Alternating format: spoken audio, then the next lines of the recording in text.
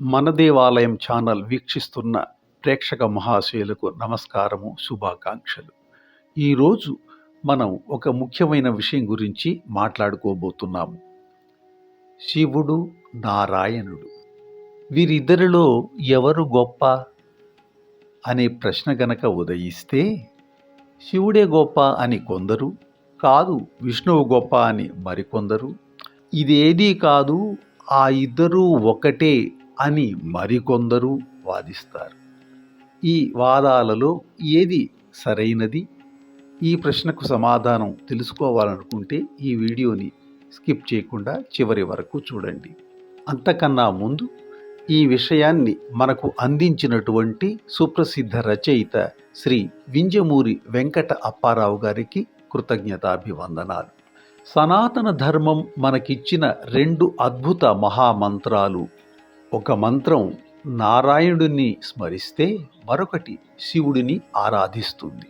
మనలో కొందరికి మహేశ్వరుడి కారుణ్యము, ప్రసన్న రూపము, ఏ వరం కోరినా కాదనకుండా ప్రసాదించే భోళాతనము నచ్చుతాయి.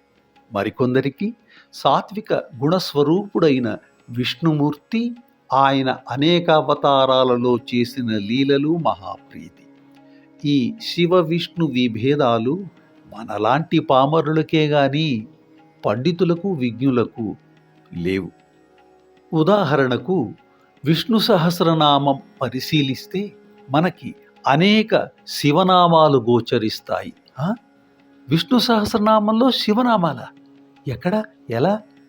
5వ శ్లోకంలో స్వయంభూహు శంభురాదిత్య, అలాగే రుద్రో బహుశిరా, ఇంకా అజహ సర్వేశ్వర, ఈ పదాలు. ఇంకా 4వ శ్లోకంలో అయితే నేరుగా సర్వః శర్వః శివః అని శివుడిని విష్ణునామంగా మనం పారాయణ చేస్తాం. పరిశీలిస్తే శివస్తోత్రాలలో కూడా విష్ణు సంబంధిత నామాలు అనేకం మనకు కనిపిస్తాయి. ఇలా విష్ణు సహస్రనామంలో శివుడి నామాలు, శివస్తోత్రాలలో విష్ణునామాలు ఉన్నాయి. ఎలా ఉన్నాయి అనే మన సందేహాలకు సమాధానము శ్రీమద్భాగవతంలో కనిపిస్తుంది. భాగవతంలో పరీక్షిత్తు మహారాజు శుక మహర్షిని ఈ విషయమే ప్రశ్నిస్తూ పరబ్రహ్మ స్వరూపాన్ని వర్ణించమని కోరతాడు. శుక మహర్షి ఆ పరబ్రహ్మ స్వరూపాన్ని నఖశిఖ పర్యంతం వర్ణించడంతో పాటు ఆ పరబ్రహ్మ స్వరూపమే మనకు బ్రహ్మ విష్ణు మహేశ్వర రూపాలలో త్రిమూర్తులుగా సాక్షాత్కరిస్తున్నారని వివరిస్తూ అంతర్లీనంగా విష్ణు శివరూపాలకు తేడా లేదని స్పష్టం చేస్తాడు. అలాంటి ద్విగుణము అంటే ద్వైతము రెండు. అలాంటి ద్విగుణము లేనిదే అద్వైతము.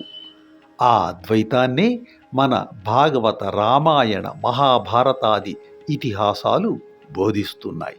పైన చెప్పిన 2 మహామంత్రాలని ఇంకొంచెం విస్తారంగా పరికించి చూద్దాం. ఓం నమః శివాయ. ఓం నమః శివాయ అన్న మంత్రంలో మా అనే అక్షరాన్ని తొలగిస్తే ఆ మంత్రానికి ఉన్నటువంటి అర్థమే మారిపోతుంది. ఎలాగో చూడండి.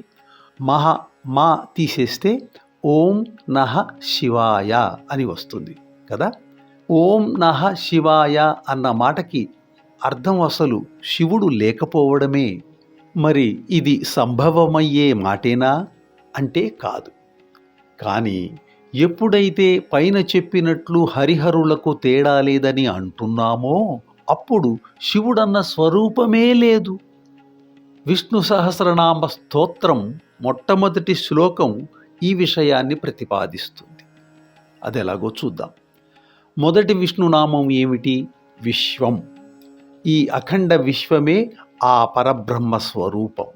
ఆ పరబ్రహ్మ స్వరూపమే ఈ విశ్వమంతా వ్యాపించి ఉంది. ఎవరి చేత లిఖితం కాకుండా, ఎవరి చేత ప్రచురింపబడకుండా ఒక పుస్తకం మనకు కనిపించడం ఎలా కుదరదో అలాగే ఇంతటి విశ్వరచన జరిగిందన్న మాట సత్యమైనప్పుడు ఈ సందర్భంలో పరబ్రహ్మ అన్నవాడే లేకపోవడం అనే మాటకి అని అర్థం అన్నమాట. శివుడు లేడన్న మాటకి, అంటే పరబ్రహ్మయే లేడన్న మాటకి అసలు పొంతనే కుదరదు. కనుక మా అన్న అక్షరం ఓం నమః శివాయ మంత్రంలో ఒక ప్రధానమైన అక్షరం.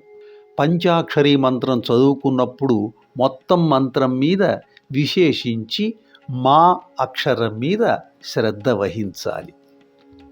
అలాగే ఓం నమో నారాయణాయ అనే అష్టాక్షరీ మంత్రంలో రా అన్న అక్షరం చాలా ప్రధానమైనది. నారాయణ అనే అక్షరాలు పంచేంద్రియాలను తెలుపుతాయి. నా అక్షరాన్ని ఉచ్చరించటం వల్ల ఇంద్రభోగాలు లభిస్తాయి. రా అనే అక్షరం రామరాజ్యంలో ఉన్న భోగాలను కలిగిస్తుంది. ఇక యా అక్షర ఉచ్చారణ వల్ల కుబేరుని వలె సర్వ సంపదలతో ప్రకాశిస్తారు. నా అను అక్షరాన్ని ఉచ్చరించటం చేత ఐహిక సుఖాల పట్ల విముఖత కలిగి దైవచింతన పట్ల ఆసక్తి పెరిగి మోక్షాన్ని పొందేందుకై మార్గం లభిస్తుంది. పంచాక్షరిలోని మా, అష్టాక్షరిలోని రా ఈ రెండు అక్షరాలు నేరుగా ఆ పరబ్రహ్మ స్వరూపాన్ని ప్రతిపాదిస్తాయి. ఈ రెండక్షరాల నామంలో మనకి పరబ్రహ్మ స్వరూపము, పురాణేతిహాసాలు ప్రతిపాదించే అద్వైతము, భగవంతుని అనేక రూపాలలో అవతారాలలో మనకు కనిపించనటువంటి ఏకత్వము గోచరిస్తాయి.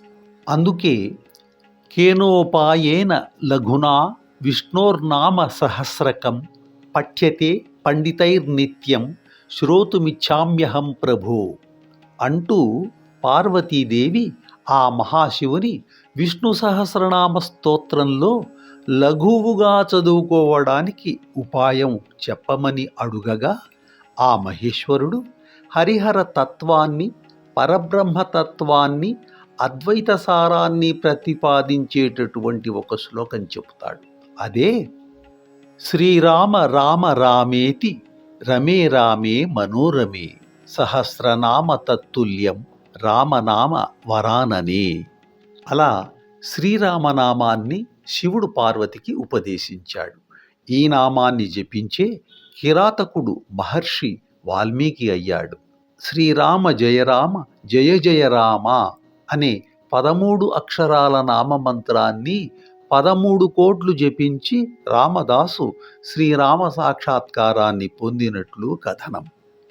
ఇక స్వయంగా పరమశివుడే పార్వతీదేవికి భవిష్యోత్తర పురాణములోని ఉమామహేశ్వర సంవాదంలో చరితం రఘునాథస్య శతకోటి ప్రవిస్తరం ఏకైనమక్షరం ప్రోక్తం మహాపాతక నాశనం అంటే రామనామాన్ని 1,000,000 సార్లు రాస్తే ఒక్కొక్క అక్షరం మహాపాతకాలను నశింపచేస్తుందని తెలిపాడు. విష్ణు రూపమే శివుడు, శివరూపమే విష్ణువు.